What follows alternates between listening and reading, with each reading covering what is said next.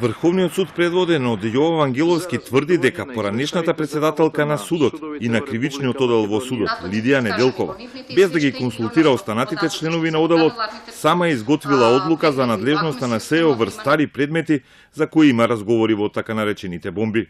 Утврдено е дека тогашниот председател на одделот за казниви дела во Врховниот суд на 25 март 2016 изготвил писмо со невистинита содржина адресирано до Основниот суд Скопје 1, во кое е наведено дека одделот за казниви дела го разгледал барањето и дека дал одговор со кој укажал на потребата СЈО соодветно да ги легитимира по однос на својата надлежност, а поврзано со конкретен кривично правен настан, иако одделот не одлучувал по тоа барање и не се произнел по барањето. Врховната судика Неделкова не одговори на нашите повици и пораки. За Фокус тврди дека сите обвинувања се неосновани. Пријавата против мене е смешна и чиста глупост која доаѓа од некомпетентно лице, без разлика на формалната функција која ја извршува. Ќе кажам само дека Вангеловски е новиот Панчевски, па се надевам дека се разбираме. Според сознанијата на Телма, поранешниот председател на Кривичниот суд Скопје 1 Владимир Панчевски на 22 март во 2016 побарал мислење што да прави со предметите кои ги бара СЈО.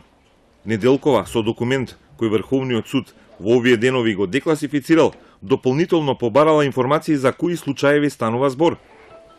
Панчевски дообјаснил дека станува збор за предмети како Сопот, Монструм, Верушевски, кои веќе се завршени или се отворени пред формирањето на СЈО.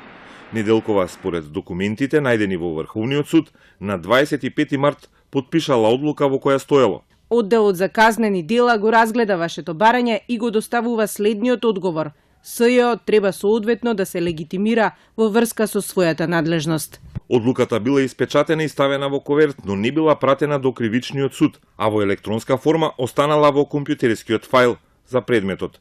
Пред парламентарните избори и пред истекот на мандатот на Неделкова на чело на Врховниот суд, одлуката повторно била испечатена и заведена како да е донесена на 1 декември 2016. 3 дена подоцна завршил председателскиот мандат на Неделкова. Заведе председател на Врховниот избрана Снежана Бајлозова. Изборите се на 11 декември, а ден понив и Бајлозова го превзема кабинетот.